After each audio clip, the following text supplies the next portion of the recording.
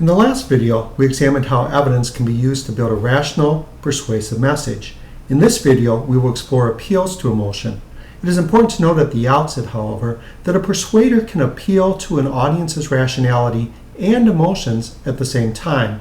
Conversely, a persuasive message can be highly emotional and devoid of rationality. A persuasive message can also lack a rational basis and fail to move people emotionally. Effective politicians use emotional appeals to mobilize their base. President Obama talked to us about hope and told us, yes, we can.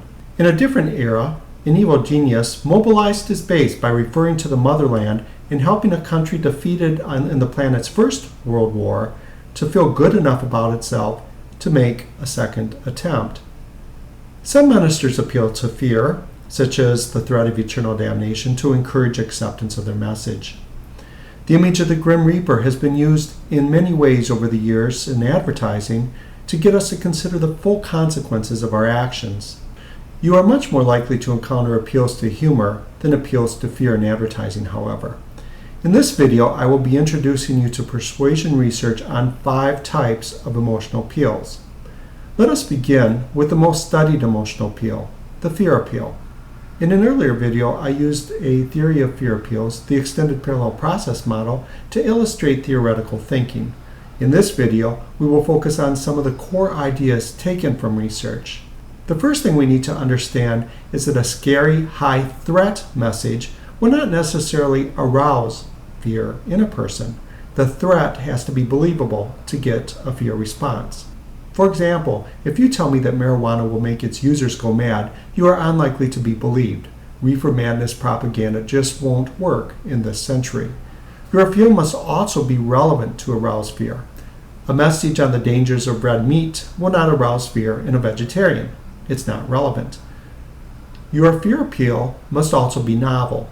Few people will be frightened by information about smoking and lung cancer. That's old news. It is not novel. Across dozens of studies, the correlation between level of threat in messages and level of arousal in message recipients is positive. By positive, I mean that high-threat messages with scary information and imagery will tend to arouse more fear in people. However, the typical correlation in experiments has been modest at best. This means that, quite simply, it is not easy to scare people. There's good evidence, consistent with the EPPM model, that reassurances of efficacy are important. If you use fear, you must give your audience an effective response that they can adopt to address the cause of that fear. Research also suggests that people are more responsive to a fear appeal that focuses on dangers to a loved one. For example, the lifelong smoker might not quit smoking for his own health, but if convinced that his secondhand smoke will put his wife and kids in danger, he may finally give up cigarettes. In my last 2 examples, a person becomes very fearful after recognizing the damage their actions are doing to their loved ones. One reason why fear appeals that target loved ones can be so potent is because they arouse feelings of guilt and shame. This is our next topic. We come to feel guilty as a result of having behaved in a way that violates the standards of conduct by which we and our society judges us. We can also feel guilt based on the actions of our social group. Thus, we may not have personally wronged any Native Americans, but we might feel guilty over how our ancestors treated them. This might lead us to support casinos run by Native Americans to generate funds for their community. A persuader can remind us that our behaviors violate personal and societal standards and offer us suggestions for redress. For example, your mother, upon learning that you will not be coming home for a holiday break, can remind you how much she looks forward to having the family together this special day. She might also know that you won't have her around forever, and that your grandparents don't have that many years left to spend with you. Guilt affects our view of self. Guilt arousal can be persuasive because we want to take actions to reaffirm in our own minds our self-worth.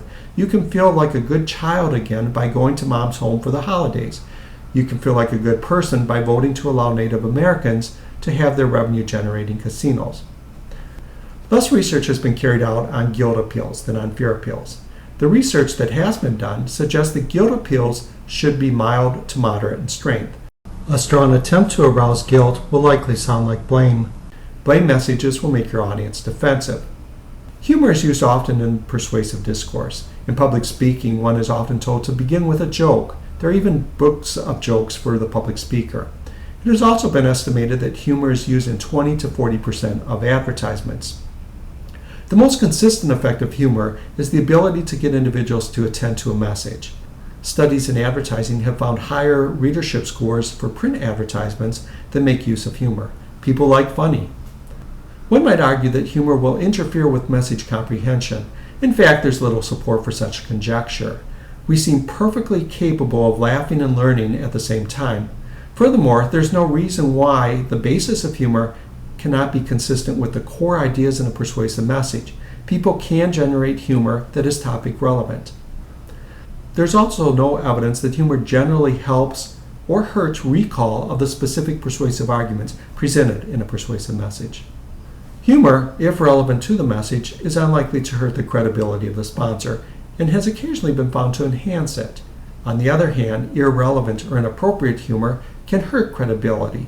Your local funeral home should probably not use humor in its ads. The slogan, "People are dying for our services," is not going to be well received. Research from the field of advertising demonstrates what you probably already know. Humor can increase our liking of an advertisement. This is important because there is research suggesting that liking of an advertisement sometimes enhances liking of the product being advertised. You've probably heard the phrase sex sells, but does it? There's a large body of research on sex appeals. Sex is used often to market certain kinds of products, those dealing with appearance and social acceptance. Examples include clothing, cosmetics, and jewelry. Even product categories that we don't typically think about in sexual terms can be sold using sex appeals. For example, a high-end sports car might be metaphorically worn like jewelry by a man trying to appeal to a woman. One type of sex appeal found in advertising involves the use of an attractive male or female model to decorate the product. Here we see a famous model serving this purpose for a pro-vegetarian advertisement. In this case, the product is an idea, vegetarianism. Often the model used is naked. It is almost impossible not to give attention to a message when a naked person is featured prominently. A third type of sexual appeal is called suggestiveness. Here we see two models who are posed to suggest sexual play has occurred or will soon commence. This kind of advertising has been around since the dawn of advertising. The fourth category of sexual appeal involves a play between words and images. This ad contains text that has ordinary meaning.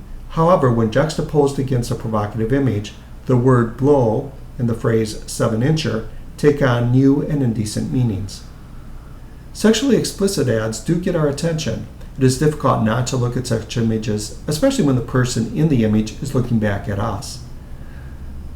Some studies have found that brand name recall may suffer.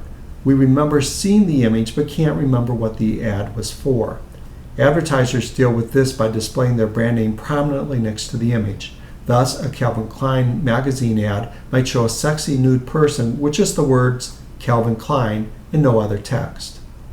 Sexual appeals lead people to think about ad execution, that is, how the advertisement was constructed or produced, and to give less attention to product evaluation.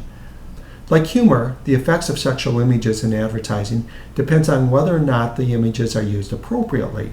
From Armani to Versace, fashion labels have been built on the backs of naked models, metaphorically speaking. However, companies like Procter & Gamble, McDonald's, and Home Depot would probably lose credibility if they used this strategy in blatant ways. Their corporate image and product offerings cannot be credibly sold with this approach. There are many studies on how heavy doses of attractive people in ads affects our own body image. Women and men alike have the potential to come to think of themselves less favorably from living with these images. Not all people are affected, of course. There are individual factors that determine how we will respond to these images. We have classes in media and health and entertainment media that explore these issues in depth if you are interested. Most people love their countries. As a result, marketers of ideas, such as politicians, and marketers of products, such as car companies, often try to associate their corporate identities and products with patriotic images. Many of us prefer to buy products made here at home. This is part of the calculation of foreign car companies such as Toyota, who now make most of their domestically sold cars in our own country. In a similar vein, a company might remind us that they are American by becoming an official sponsor of the U.S. Olympic team. In political discourse, we can easily see that the favorite colors of Democrats and Republicans alike are red, white, and blue. Nationalistic images, such as the flag, are always nearby. National monuments are also used prominently as backdrops in political ads. There's surprisingly little experimental research on nationalistic appeals. The studies done suggest that these are well received, but individuals do differ in their responsiveness. People who have a nationalistic viewpoint, that is, those who think of themselves primarily as citizens of their country, respond most positively. People who think of themselves as citizens of the world respond less positively. Different imagery is needed for such people, something that the Green Party has found to be true. During wartime, nationalistic appeals can get ugly. They often appeal to hate and can even arouse it. Countries at war have to ask their citizens to kill. It is easier to do so if the enemy has been dehumanized, defined as something other than and lower than human.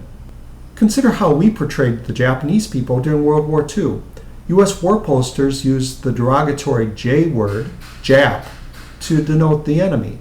They were described as murderers who would ravage our women and badly needed dental care. Contrast this with the all-powerful, clean image of the American warrior. In this video, we have briefly examined some of the appeals that persuaders have available to arouse emotions in audiences in their efforts to change attitudes, beliefs, and behavior.